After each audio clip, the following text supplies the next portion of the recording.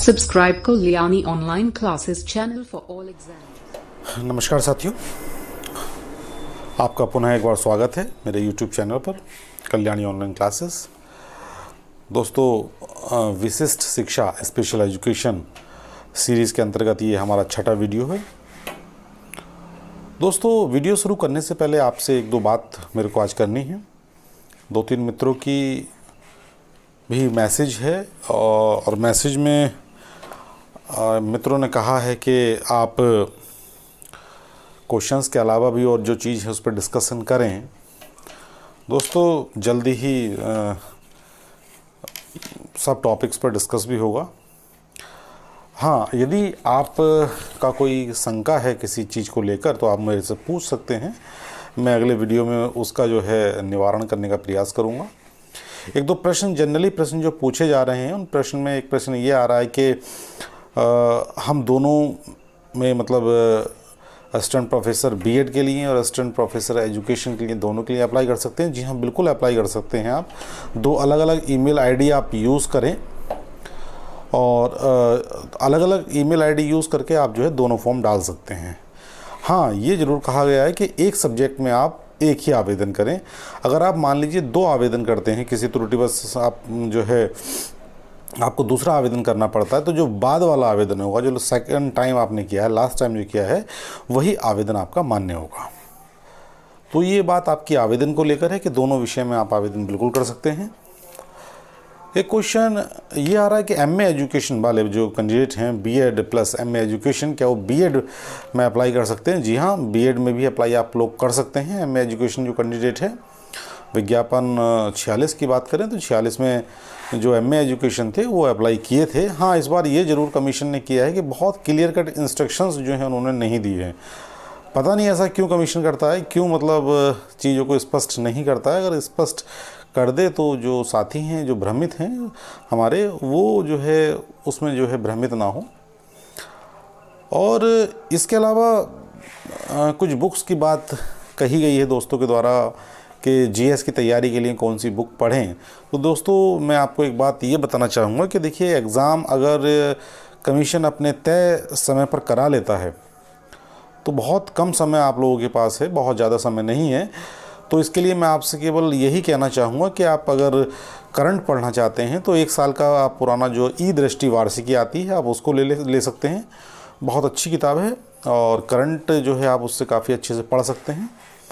और बात करें सामान्य अध्ययन की, जीएस की बात करें तो फ़िलहाल आप ये कर सकते हैं, समय को देखते हुए आप जो 20 साल का पुराना घटना चक्र का पीसीएस का सामान्य अध्ययन का जो 16 पेपर्स हैं, आप वो ले सकते हैं, क्योंकि काफ़ी मैटर उसके अंदर दिया है। आप ये दो चीज़ें फ़िलहाल तैयार कर लीजिए। ये अगर आप तैयार कर लेते हैं तो जीएस में आप काफ़ी अच्छा कर पाएंगे। ऑप्शन तो इसके अलावा और भी हैं, लेकिन समय को देखते हुए आप इतना भी तैयार कर लें तो काफ़ी है, क्योंकि आपको मान के चलें कि एक साल का पूरा जो भी करंट है वो आपको देखना है और उसके साथ साथ जो जीएस आपकी पुरानी है वो भी आपको देखनी है, और सब्जेक्ट तो आपको पढ़ना ही है। ठीक, मैं प्रयास कर रहा हूँ कि आपको मैक्सिमम क्वेश्चन दे पाऊँ, और 8 से लेकर 10 वीडियो हम प्रत्येक यूनिट पर बनाएंगे। और इसके बाद अगर हमारे पास फिर भी समय बचता है तो हम इस यूनिट में और जो है आप ये मान के चलें कि और हम जो है वीडियो अपने ऐड कर देंगे। फ़िलहाल जैसे कि अगर मान लीजिए मैं विशिष्ट शिक्षा पर आपको 9 या 10 वीडियो आपको मैं टोटल दूंगा। अगर मान लीजिए मैं 10 वीडियो भी देता हूं तो 400 क्वेश्चंस हो जाते हैं, और मैं उम्मीद करूंगा कि 400 क्वेश्चन से आपके जो क्वेश्चंस आए वो मिल जाएं। तो इस प्रकार हर यूनिट में 400 ऑब्जेक्टिव क्वेश्चन या 350 ऑब्जेक्टिव क्वेश्चंस आपको दिए जाएंगे, और पूरा प्रयास किया जाएगा कि एग्ज़ाम के आते आते हम ये सारा जो है कवर कर लें। और इसके साथ साथ मैं ये भी चाहता हूँ कि लास्ट के जो हमारे पास 1 वीक हो या 10 डेज़ का समय बचे, उसमें हम लोग एक पर डे जो है एक प्रैक्टिस सेट जो है सॉल्व करें, ताकि हमारा जो रिवीज़न है वो हो जाए। तो दोस्तों, ये कुछ बातें थी। अगर इसके अलावा भी आप कुछ जानना चाहते हैं सिलेबस से रिलेटेड तो आप कमेंट्स बॉक्स में मेरे को बताएं, मैं उस पर वीडियो बनाऊंगा और सिलेबस पर हम लोग विस्तृत रूप से चर्चा कर सकते हैं। और ये भी बात कर सकते हैं कि किस टॉपिक से कितने क्वेश्चंस आएंगे। लेकिन ये बात आप मानकर इस बार चलें कि ये कंफर्म है कि आपका जो पेपर होगा वो आउट ऑफ सिलेबस नहीं होगा। पेपर इस बार सब आपका सिलेबस के अंदर से ही आएगा, कोई भी क्वेश्चन आउट ऑफ सिलेबस नहीं आएगा, ऐसा कमीशन का कहना है। संभवतः ऐसा ही हो, मैं मानता हूँ कि ऐसा ही होगा। और आप अपनी तैयारी करें, अपना 100% इस एग्ज़ाम को लेकर दें। अगर आप इस एग्ज़ाम में अपना 100% देते हैं तो निश्चित तौर पर सफलता आपकी होगी। तो दोस्तों, ये कुछ जनरल सी बातें थी और बिना कोई देर किए हम शुरू करते हैं अपना वीडियो। दोस्तों, अगर आप मेरे चैनल पर नए हैं तो मेरे चैनल को सब्सक्राइब करना ना भूलें, वीडियो को लाइक करें, शेयर करें अधिक से अधिक, ताकि जो हमारे और साथी हैं, मित्र हैं, उनका भी फ़ायदा हो सके। हाँ, एक दो क्वेश्चन ऐसे हैं जिस पर थोड़ा डाउट कुछ साथियों को है, तो मैं उसका एक डिस्क्रिप्शन पूरा देखकर आपको उसका जो है रिप्लाई करूँगा कि उस क्वेश्चन का आंसर जो दिया गया है वीडियो में वो सही है। अगर कोई प्रॉब्लम है तो उसको भी मैं आपको बताऊंगा। आप यकीन मानिए और स्पष्ट ये मानकर चलिए कि अगर कहीं किसी क्वेश्चन पर कोई डाउट होता है तो उसको ज़रूर क्लियर किया जाएगा, और अगर गलत हैं तो उसको सुधारा जाएगा। देखिए, गलती अगर आप प्रयास करते हैं तो गलतियाँ आपसे होती हैं, ठीक है। मैं एक प्रयास कर रहा हूँ छोटा सा, और प्रयास ये भी कर रहा हूँ कि साथ में गलती न हो, इस चीज़ का मैं विशेष रूप से ध्यान दे रहा हूँ कि अगर फिर भी कोई गलती अगर हो जा रही है तो मुझे उम्मीद है कि आप उसको सुधारेंगे और हम मिलकर उस चीज़ को जो है सही कर लेंगे, जिससे किसी भी हमारे साथी का एक भी क्वेश्चन का नुकसान न हो। तो दोस्तों, हम शुरू करते हैं अपना आज का वीडियो। देखते हैं कौन कौन से क्वेश्चंस आज के वीडियो के अंतर्गत आते हैं। दोस्तों, जो हमारा आज का वीडियो है इसमें भी हमने 40 क्वेश्चंस लिए हैं। और बात करें, अगर पहले क्वेश्चन की बात करें तो जो हमारा पहला क्वेश्चन है, मानसिक मंदता है। इसके हमारे ऑप्शंस हैं। औसत से निम्न कार्य क्षमता का उल्लेख करती है, औसत से अधिक कार्य क्षमता का उल्लेख करती है, सामान्य कार्य क्षमता का उल्लेख करती है, उपरोक्त सभी। तो दोस्तों, ये जो क्वेश्चन है, जो मानसिक मंदता है, वो औसत से निम्न कार्य क्षमता का उल्लेख करती है, इसका ये उत्तर है। अगले क्वेश्चन की तरफ हम बढ़ते हैं। मेंटल डिफिशियंसी एक्ट क्या है? दोस्तों, मेंटल डिफिशियंसी एक्ट, इसके 4 ऑप्शंस हैं। पहला ऑप्शन है, यह ब्रिटेन में लाया गया एक अधिनियम था जिसके अंतर्गत मानसिक रूप से पिछड़े हुए बालकों का अध्ययन प्रारंभ हुआ। ये इसका फर्स्ट ऑप्शन था। सेकंड ऑप्शन इसका है, यह शारीरिक रूप से पिछड़े बालकों के अध्ययन के लिए लाया गया अधिनियम है। ए और बी दोनों, उपरोक्त में से कोई नहीं। तो दोस्तों, जो मेंटल डिफिशियंसी एक्ट है, ये ब्रिटेन में लाया गया एक अधिनियम था। जो फर्स्ट ऑप्शन है ये इसका राइट आंसर है, जिसके अंतर्गत मानसिक रूप से पिछड़े हुए बालकों का अध्ययन प्रारंभ किया गया। अगले क्वेश्चन की तरफ हम बढ़ते हैं। मानसिक रूप से मंदित व्यक्तियों के संबंध में पृथक रूप से अध्ययन कब प्रारंभ हुआ? दोस्तों, इसके जो हमारे ऑप्शंस हैं, सन 1913 में, वर्ष 1914 में, वर्ष 1915 में, या वर्ष 1916 में। तो दोस्तों, जो मानसिक रूप से मंदित व्यक्तियों के संबंध में जो पृथक रूप से अध्ययन प्रारंभ हुआ था वो 1913 से शुरू हो गया था। अगला प्रश्न देखते हैं। निम्न कथनों पर विचार कीजिए। दोस्तों, पहला हमारा कथन है, विशिष्ट बालकों की विशिष्ट पहचान होती है। दूसरा हमारा इसका ऑप्शन है, विशिष्ट बालकों के लिए व्यक्तिगत निर्देशन की आवश्यकता होती है। और तीसरा हमारा जो कथन है, विशिष्ट बालकों के लिए विशेष कक्षा की व्यवस्था शिक्षा के आधुनिक दर्शन का मूल आधार है। उपरोक्त कथनों में से कौन सा कथन सही है? इसके हमारे ऑप्शन है केवल 1, केवल 3, सी ऑप्शन है 1 और 2, या ये सभी। तो दोस्तों, जो कथन दिए गए हैं तीनों, इसका उत्तर जो है थर्ड आपका जो ऑप्शन है वो ठीक है। तीनों ही उत्तर जो दिए गए हैं कि विशिष्ट बालकों की विशिष्ट पहचान होती है, विशिष्ट बालकों के लिए व्यक्तिगत निर्देशन की आवश्यकता होती है, और विशिष्ट बालकों के लिए विशेष कक्षा की व्यवस्था शिक्षा के आधुनिक दर्शन का मूल आधार है। ये तीनों ही ऑप्शन ठीक है, मतलब तीनों ही कथन जो हैं ये ठीक हैं। अगला प्रश्न देखते हैं। निम्नलिखित कथनों पर विचार कीजिए। प्रारंभ में विशिष्ट बालकों के लिए शिक्षा की शुरुआत फ्रांस में की गई। दूसरा कथन है, विशिष्ट बालकों के लिए वास्तविक रूप से शिक्षा का प्रारंभ यूरोप में किया गया। और तीसरा कथन है, विशिष्ट बालक मूलतः अन्य बालकों के समान नहीं होते। उपरोक्त कथनों में से कौन सा कथन सही है? तो दोस्तों, जो इसका सही आंसर है, अगर इन कथनों में विचार करें तो जो एप्रोप्रिएट कथन है वो सेकंड वाला है। विशिष्ट बालकों के लिए वास्तविक रूप से जो शिक्षा का प्रारंभ हुआ वो यूरोप में ही स्टार्ट हुआ था। वास्तविक रूप से स्टार्टिंग तो कई इस कंट्रीज़ में इसकी हुई, लेकिन यूरोप में जो है इसको जो है वास्तविक रूप से प्रारंभ किया गया। अगला क्वेश्चन देखते हैं। मंद बुद्धि बालकों के लिए कौन सी योजनाएं चलाई जा रही हैं? हमारे ऑप्शंस हैं, विशेष कक्षा के लिए जिले में योजना, जूनियर हाई स्कूल की विशेष कक्षाएं, इमारत तथा सामग्री, उपरोक्त सभी। तो दोस्तों, जो मंदबुद्धि बालक हैं उनके लिए जो इसका उत्तर है वो डी है, उपरोक्त सभी। चाहे जो बालक हैं मंदबुद्धि उनके लिए विशेष कक्षाओं के लिए हर एक ज़िले में जो है ऐसी योजना बनाई जा रही कि हर ज़िले में जो है इस प्रकार के बच्चों के लिए कक्षाओं की स्थापना की जाए। और जो जूनियर हाई स्कूल हैं वहाँ पर विशेष कक्षाओं को स्थापित किया जाए जिससे में मंदबुद्धि बालक पढ़ सकें। और जो इमारत है, बिल्डिंग है, इंफ्रास्ट्रक्चर है वो जो है और सामग्री वगैरह है जो वो सब इकट्ठा की जाए ताकि इन बच्चों को अच्छे से अच्छी शिक्षा दी जा सके। दोस्तों, अगले प्रश्न की तरफ बढ़ते हैं। ग्रामीण इलाकों में जहां व्यावसायिक स्तर पर शिक्षा संभव नहीं है वहां मंदबुद्धि बालकों के लिए क्या व्यवस्थाएं की गई हैं?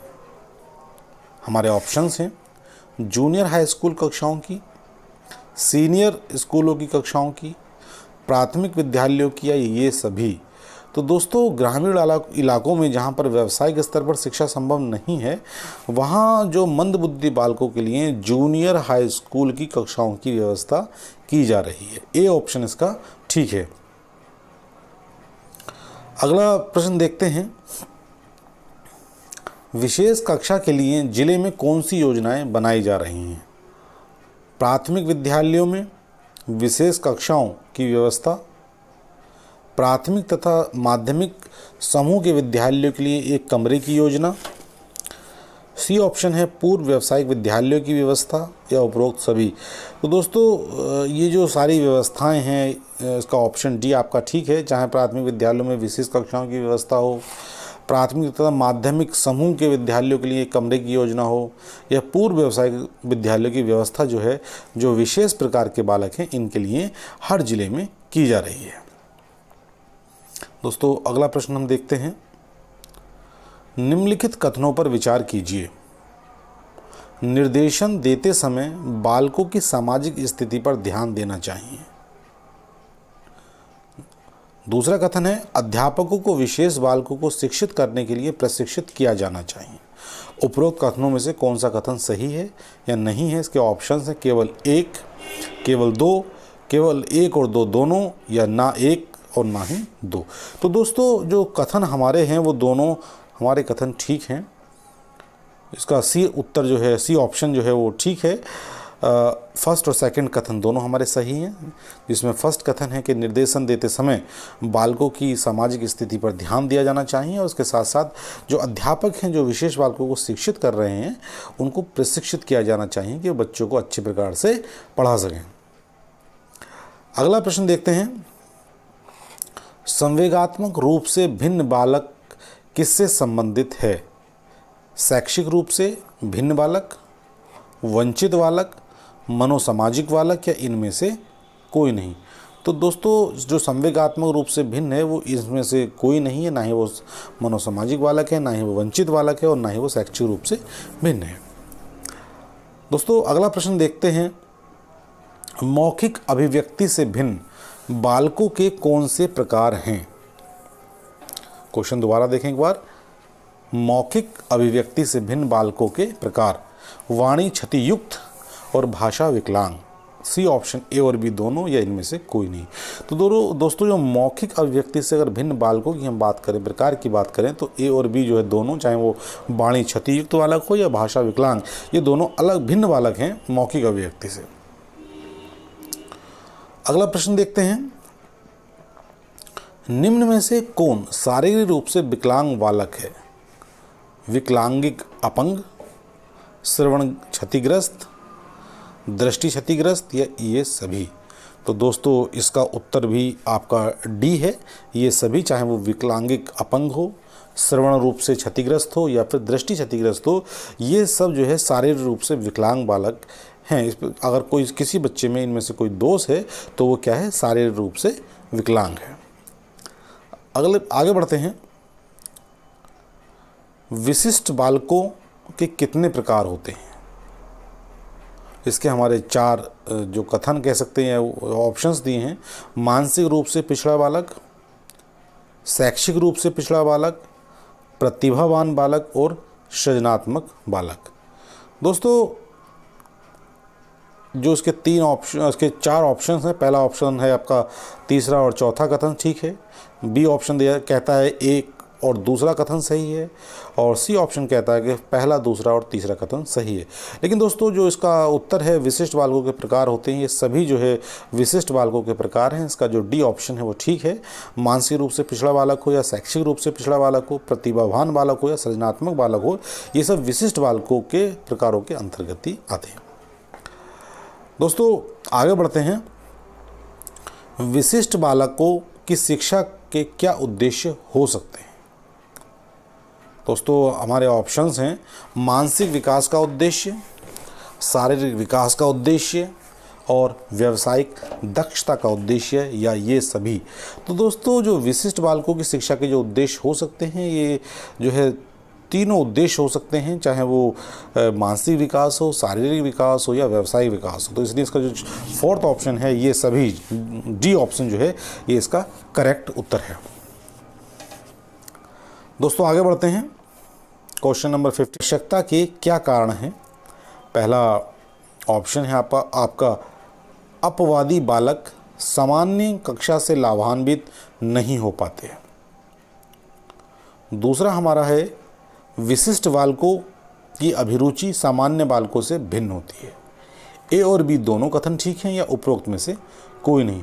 तो दोस्तों ए और बी जो इसके कथन है वो दोनों कथन सही हैं।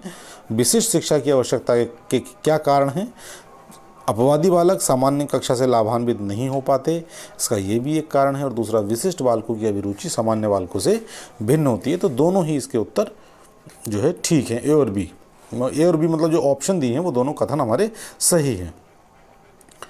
अगला प्रश्न देखते हैं, दृष्टिहीन बालकों के शैक्षणिक कार्यक्रमों के लिए आवश्यक शर्त कौन सी है? बालकों की पूर्व सूची तैयार होनी चाहिए, स्कूल तथा समुदाय के साधनों में सहयोग देना चाहिए, अध्यापकों के प्रशिक्षण की व्यवस्था होनी चाहिए, उपरोक्त सभी। तो दोस्तों जो दृष्टिहीन बालकों के शैक्षणिक कार्यक्रमों की अगर हम बात करें कि कौन कौन सी आवश्यक शर्तें हैं, तो बालकों की पूर्व सूची तैयार होनी चाहिए। जो बच्चे दृष्टिहीन हैं इस टाइप में सारा जो है सूची पहले से क्लियर हो। दूसरा, स्कूल तथा समुदाय के साधनों में सहयोग देना चाहिए और अध्यापक के प्रशिक्षण की व्यवस्था भी होनी चाहिए। इसका जो डी ऑप्शन उपरोक्त सभी, ये इसका उत्तर है। अगला प्रश्न देखते हैं हम, दृष्टिहीन बालकों को पढ़ाने के लिए किस विशेष विधि का प्रयोग किया जाता है? हमारा ऑप्शन 1 है ब्रेल लिपि, ऑप्शन बी है विशिष्ट विधि, ऑप्शन सी है वर्धन विधि और ऑप्शन डी है उपचारी विधि। तो दोस्तों बहुत इजी क्वेश्चन है, आप इसका उत्तर जानते ही हैं सभी लोग। जो दृष्टिहीन बालक हैं उनको पढ़ाने के लिए ब्रेल लिपि का जो है प्रयोग किया जाता है। 12 वर्ष से 13 वर्ष तक के बालकों के लिए 5 माह का पाठ्यक्रम किस औपचारिक कार्यक्रम के अंतर्गत चलाया जाता है? हमारे ऑप्शंस हैं व्यावसायिक पाठ्यक्रम के अंतर्गत, ऑप्शन बी है माध्यमिक पाठ्यक्रम के अंतर्गत, ऑप्शन सी है गणविषयात्मक पाठ्यक्रम के अंतर्गत गवेषणात्मक और या उपरोक्त सभी। तो दोस्तों जो ऑप्शन इसका डी है वो सही है। ये सभी जो तीनों कार्यक्रम हैं, चाहे व्यावसायिक पाठ्यक्रम हो, माध्यमिक पाठ्यक्रम या गवेषणात्मक पाठ्यक्रम हो, ये जो है 12 से 13 वर्ष तक के बालकों के लिए 5 वर्षीय पाठ्यक्रम जो है औपचारिक कार्यक्रम के अंतर्गत ये चलाए जाते हैं। दोस्तों अगले प्रश्न को देखते हैं। व्यावसायिक पाठ्यक्रम के अंतर्गत कौन से पाठ्यक्रम का संचालन किया जाता है?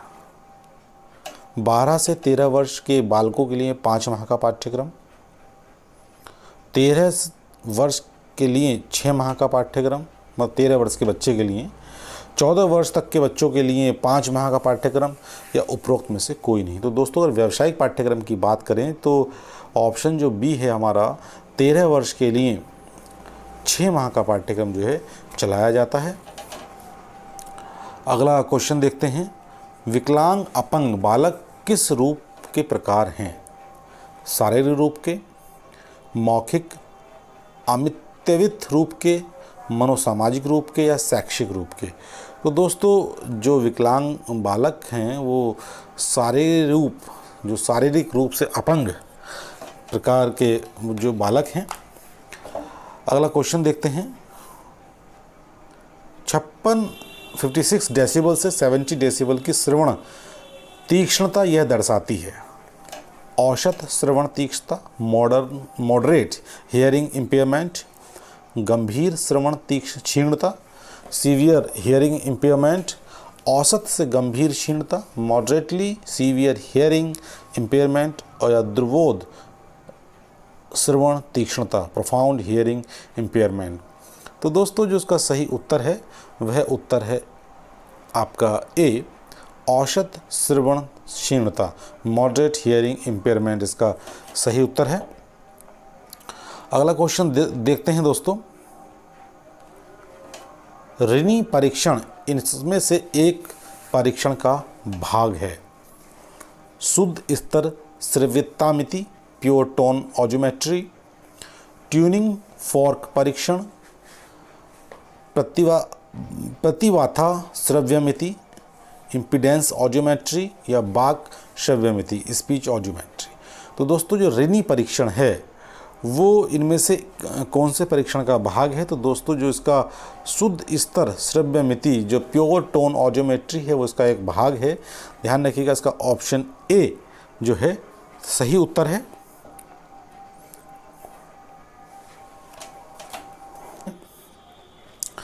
श्रवण सहाय का एक प्रकार संयुक्तिक कौक सहाय के इस श्रेणी में आता है। ऑप्शंस हैं शरीर पर लगने वाले श्रवण यंत्र, बॉडी लेवल हियरिंग एड, कान के पीछे वाला श्रवण यंत्र, behind the ear hearing aid, कान के भीतर श्रवण यंत्र, in the ear hearing aid, और चश्मा रूपी श्रवण यंत्र, स्पेक्टिकल हियरिंग एड। तो दोस्तों जो श्रवण सहाय है, श्रवण मतलब सुनने के में जो सहायक होता है, एक प्रकार का जो शक्तियुक्त है, मतलब कौंका है, सहायक के रूप में यूज़ होता है। तो दोस्तों ये इसका बी ऑप्शन है। ये कान के पीछे आपने देखा होगा कि जो व्यक्ति सुनने में जिनको तकलीफ़ होती है या दिक्कत होती है या श्रवण बाधित होते हैं, उनके जो कान के पीछे जो एक श्रवण यंत्र लगाया जाता है, behind the ear hearing add, उसको श्रवण सहायक का एक प्रकार जो है शक्तियुक्त जो है कहा जाता है। अगला क्वेश्चन देखते हैं। शरीर पर लगने वाले श्रवण यंत्र के लिए सर्वोत्तम मोल्ड है ठटेरीनुमा मोल्ड, स्केलेटन टाइप, अर्ध ठटेरीनुमा मोल्ड, शंकुनुमा मोल्ड या फिर अर्ध शंकुनुमा मोल्ड। तो दोस्तों जो शरीर पर लगने वाला जो श्रवण यंत्र है उसके लिए अगर सर्वोत्तम मोल्ड की बात करें तो अर्ध शंकुनुमा मोल्ड जो है इसके लिए बेहतरीन होता है। ध्यान रखिएगा शरीर पर लगने वाले श्रवण यंत्र के लिए सर्वोत्तम मोल्ड अर्ध शंकुनुमा मोल्ड जो है वो इसके लिए बेहतरीन होता है। अगला प्रश्न देखते हैं। श्रव्य आलेख के क्षेत्र में वाक कला, दोस्तों वाक कला है, वाक कला स्पीच बनाना वह है। इसके ऑप्शंस हम देख लेते हैं। जो श्रव्य आलेख के क्षेत्र में वाक कला स्पीच बनाना, पहला ऑप्शन है जो सभी स्वरों के साथ साथ तीव्रता जिसमें वे सामान्य रूप से सुनने की क्षमता वाले व्यक्ति द्वारा सुन सकते हैं की बारंबारता को कवर करता है। दूसरा है जो सभी स्वरों तथा व्यंजनों के साथ साथ तीव्रता जिसमें वे सामान्य रूप से सुनने की क्षमता वाले व्यक्ति द्वारा सुन सकते हैं कि बारंबारता को कवर करता है।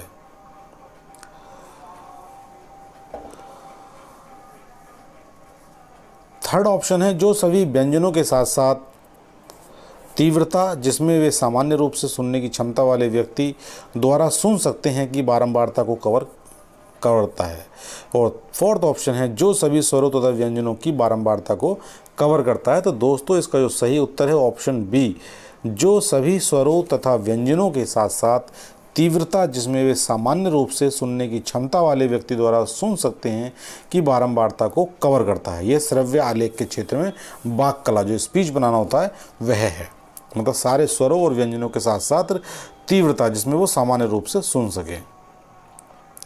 अगला क्वेश्चन देखते हैं। श्रवण बाधित बच्चों के श्रवण आलेख तथा श्रवण यंत्र से संबंधित सारे रिकॉर्ड इनको रखने होते हैं। संसाधन शिक्षक रिसोर्स टीचर को, विशेष शिक्षक अल्टरनेट टीचर, दुमंतु शिक्षक क्लास टीचर या उपरोक्त सभी। तो दोस्तों जो संसाधन शिक्षक होते हैं, जो रिसोर्स टीचर होते हैं, उन्हें जो श्रवण बाधित बच्चे होते हैं उनके जो श्रवण यंत्र से संबंधित सारे आलेख जो है रखने होते हैं। अगला प्रश्न देखते हैं। समूह श्रवण सहाय प्रकार के सहायक का विकल्प FM प्रणाली, अवरक्त प्रणाली, लूप प्रेरणा विस्तार प्रणाली या उपरोक्त सभी। तो दोस्तों समूह श्रवण सहाय प्रकार के सहाय का जो विकल्प है वह है आपका डी, उपरोक्त जो सभी हैं, चाहे वो FM सिस्टम हो, अवरक्त प्रणाली हो या लूप प्रेरणा विस्तार प्रणाली हो, ये सभी जो है समूह श्रवण सहायक के रूप में, मतलब उसके विकल्प के रूप में कार्य करते हैं। दोस्तों अगला जो है प्रश्न देखते हैं। स्वर उच्चारण ताल है, वाणी के माध्यम, मतलब क्या है, वाणी के माध्यम है, वाणी के कार्य हैं, अच्छे वाणी के लक्षण हैं या उपरोक्त सभी। तो दोस्तों जो स्वर उच्चारण है वो क्या है, उपरोक्त सभी हैं, चाहे वो वाणी के माध्यम हो, वाणी के कार्य हों, अच्छे वाणी के लक्षण हो, ये सभी जो है स्वर उच्चारण ताल जो है ये है। अगला प्रश्न देखते हैं। स्वर यंत्र के कार्यों में यह शामिल है। सांस लेना, वक्ष गह्वर को शुद्ध बनाना, फ्लेक्सेशन ऑफ द चेस्ट एक्टिविटी, स्वर प्रोडक्शन ऑफ साउंड या उपरोक्त सभी। तो दोस्तों जो इसका उत्तर है वह भी डी जो ऑप्शन है वो सही है। स्वर यंत्र के रूप में अगर कार्य को शामिल करने की बात कहें तो सांस लेना, वक्ष गह्वर को सुदृढ़ बनाना और स्वर, ये उपरोक्त जो है इसके सभी उत्तर है। दोस्तों अगला प्रश्न देखते हैं। ब्रोका का क्षेत्र जो गतिजनक वाणी का कार्य करता है वह स्थित है। दोस्तों क्वेश्चन दोबारा देखें। ब्रोका का क्षेत्र जो गतिजनक वाणी का कार्य करता है वह स्थित है। लालित्य खंडज्ञ के पक्ष में जो बाएं प्रमस्तिक गोलार्ध के बाएं ओर है, on the side of the frontal lobe of the left cerebral hemisphere. बाएं प्रमस्तिक के गोलार्ध के कर्णपाठी खंड में, in the temporal lobe of the left cerebral hemisphere, और पक्षकपाल खंड में, ऑसिपिटियल लोब या पाक्षिक खंड में, पैरेंटियल लोब।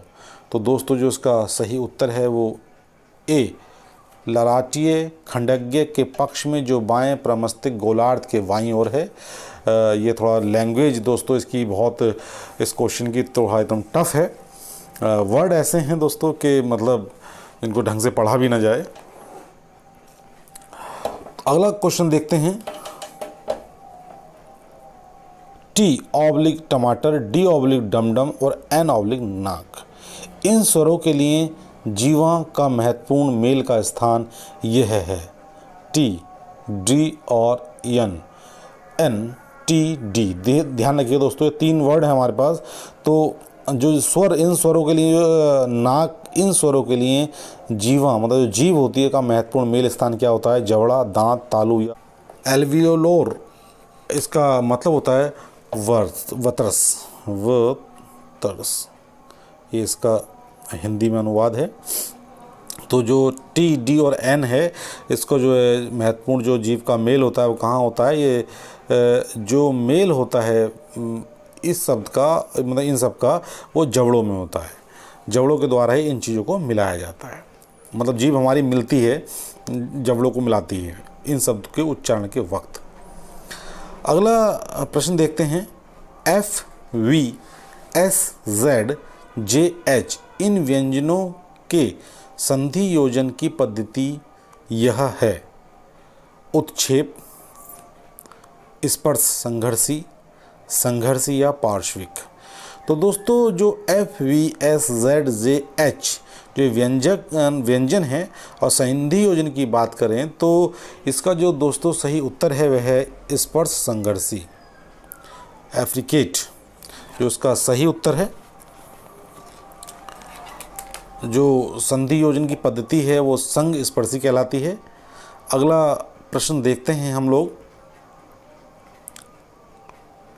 इसके कारण शिक्षा की कोई एक प्रणाली या एक संप्रेषण माध्यम का सभी बधिर बच्चों के लिए नहीं चुना जा सकता। मतलब इस कारण शिक्षा की कोई एक प्रणाली को, मतलब आप मान के चलेंगे शिक्षा की कोई भी जो प्रणाली एक है, अगर संप्रेषण माध्यम की बात करें तो जो बधिर बच्चे हैं उसी प्रणाली को जो है नहीं चुन सकते। समानता, विषमता और या बिखरी हुई जनसंख्या, तो या उपरोक्त सभी। तो दोस्तों उपरोक्त सभी को जो है नहीं चुना जा सकता, चाहे वो समानता की बात करें, विषमता की बात करें या बिखरी हुई जनसंख्या की बात करें। क्वेश्चन देख लेते हैं। इसके कारण शिक्षा की कोई एक प्रणाली या एक संप्रेषण माध्यम को सभी बधिर बच्चों के लिए नहीं चुना जा सकता। समानता, विषमता और बिखरी हुई जनसंख्या के कारण जो है हम नहीं चुन सकते। अगला क्वेश्चन देखते हैं। बधिर बच्चों के लिए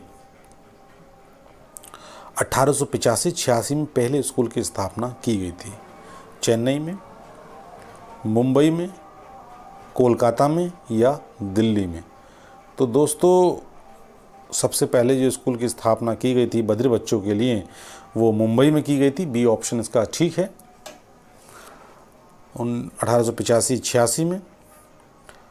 अगला प्रश्न देखते हैं। जो हमारा अगला प्रश्न है वह है गणित संबंधी अधिगम अक्षमता का नाम है। ऑप्शंस हैं हमारे डिस्ग्राफिया, डिस्कैल्कुलिया, डिस्लेक्सिया और इसमें से कोई नहीं। तो दोस्तों जो गणित संबंधी अधिगम अक्षमता की अगर हम बात करें तो जो मैथमेटिकल डिसेबिलिटी है वो है डिस्कैल्कुलिया कहलाती है आपकी। डिस्कैल्कुलिया इसका राइट आंसर है। और जो डिस्ग्राफिया यहाँ पर दिया है, डिस्ग्राफिया जो है लेखन विकार कहलाता है और डिस्लेक्सिया जो है पठन विकार कहलाता है। जिसमें बच्चा जो है डिस्लेक्सिया में आपने देखा होगा कि एक मूवी आई थी तारे ज़मीं पर, जो बच्चा था उसमें वो डिस्लेक्सिया से पीड़ित था। तो बच्चा जो है इसमें मतलब 2 अक्षरों के बीच में ज्ञान नहीं कर पाता है किस प्रकार उसको लिखा जाए, मतलब बी को जैसे उल्टा बना देना, सी को उल्टा बना देना। तो ये सब डिस्लेक्सिया के उदाहरण थे। और जो बच्चे बहुत ज़्यादा गंदी, आपने देखा होगा कुछ बच्चे बड़े हो जाते हैं, बड़े होने के बाद उनकी राइटिंग बहुत गंदी होती है, मतलब बहुत गंदा वो लिखते हैं और लेटर के बीच में कोई सामंजस्य नहीं होता। तो इस प्रकार के बच्चे जो हैं वो डिस्ग्राफिया से पीड़ित होते हैं। और मैथमेटिकल अगर डिसेबिलिटी की बात करें तो मैथमेटिकल जो डिसेबिलिटी है वो डिस्कैल्कुलिया का एक फाइन एग्जांपल है और मैथमेटिक्स से रिलेटेड होता है। अगला क्वेश्चन देखते हैं। अधिक अक्षमता वाले लोगों में बड़े पैमाने पर पाए जाने वाले लक्षण हैं अति सक्रियता, हाइपर एक्टिविटी, समझ की कमी, स्मृति और विचार संबंधी विकृति या उपरोक्त सभी। तो दोस्तों जो आपके अधिक अक्षमता वाले लोगों में बड़े पैमाने पर पाए जाने वाले लक्षण होते हैं वह होता है समझ की कमी उनके अंदर होती है। अगला क्वेश्चन देखते हैं। अधिगम अक्षमता में निम्न में से कौन सी सुनकर समझने की अक्षमता का भाग नहीं है? क्वेश्चन दोबारा देखें, अधिगम अक्षमता में निम्न में से कौन सी सुनकर समझने की अक्षमता का भाग नहीं है? सुनकर समझने की ऑप्शंस हैं हमारे, सुनकर विभेद करना, सुनकर आवाज़ों का अर्थ समझ पाना, सुनकर याद कर पाना या सुनकर समाहित करना। दोस्तों अधिगम अक्षमता की बात करें, सुनकर समझने की क्षमता का भाग नहीं है, वह सुनकर विभेद करना। व्यक्ति जो है सुनकर दो चीज़ों के बीच में विभेद नहीं कर पाता, ये अधिगम अक्षमता के कारण है। अगर व्यक्ति जो है सुनकर समझने की अक्षमता का भाग ये नहीं है। अगला क्वेश्चन देखते हैं, अधिगम अक्षमता में निम्न में से कौन सा कमियों का भाग नहीं है? ऑप्शंस हैं हमारे, सकल प्रेरक पशी कौशल, मस्तिष्क के दोनों भागों का प्रयोग, पारिष्कृत प्रेरक पेशी कौशल और दिशा ज्ञान। तो दोस्तों इसका सही उत्तर है वह मस्तिष्क के दोनों भागों का प्रयोग। जो क्वेश्चन है हमारा, अधिगम अक्षमता में निम्न में से कौन सा कमियों का भाग नहीं है, तो वो मस्तिष्क के दोनों भागों का प्रयोग जो है ये कोई कमी का भाग नहीं है। अगला प्रश्न देखते हैं, निम्न में से कौन से लक्षण पठन अक्षम पाठकों में पाए जाते हैं?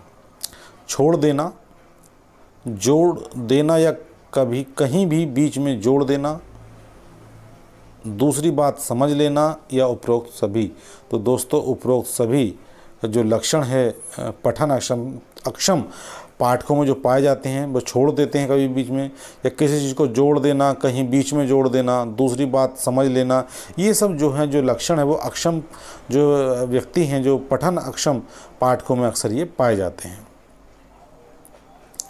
अगला जो प्रश्न है उसको देखते हैं, सही विकास के 5 चरणों में निम्नलिखित में से किस एक को छोड़कर सभी शामिल हैं? ध्यान रखिएगा, सही विकास के 5 चरणों में से कौन सा वो एक है जो शामिल नहीं है? पूर्व पठन कौशल, पठन कौशल का त्वरित विकास, परिष्कार और आंशिक पठन। तो दोस्तों जो सही उत्तर है वो है आंशिक पठन, नैरो रीडिंग जो है को छोड़कर जो है सभी उसमें शामिल हैं उसके चरण में। तो दोस्तों ये आज का था हमारा वीडियो, इसके जो क्वेश्चंस थे, मुझे उम्मीद है कि क्वेश्चन आपको पसंद आएंगे और महत्वपूर्ण प्रश्न हैं जो आपकी मदद ज़रूर करेंगे आपके जो है एग्ज़ाम में। दोस्तों अगर आप मेरे चैनल पर नए हैं तो मेरे चैनल को सब्सक्राइब करना ना भूलें, वीडियो को लाइक करें, अधिक से अधिक शेयर करें। और हाँ, अगर किसी भी क्वेश्चन में आपको डाउट है, उसके उत्तर में कोई शंका है, तो निसंकोच आप कमेंट्स लिखें, मैं फाइंड आउट करने का प्रयास करूंगा और मैं पूरा प्रयास करूंगा कि जो आपको उत्तर दिया जा रहा है वो सही दिया जा रहा है।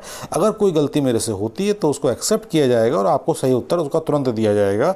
दोस्तों इसी उम्मीद के साथ मिलते हैं अगले वीडियो में। नमस्कार।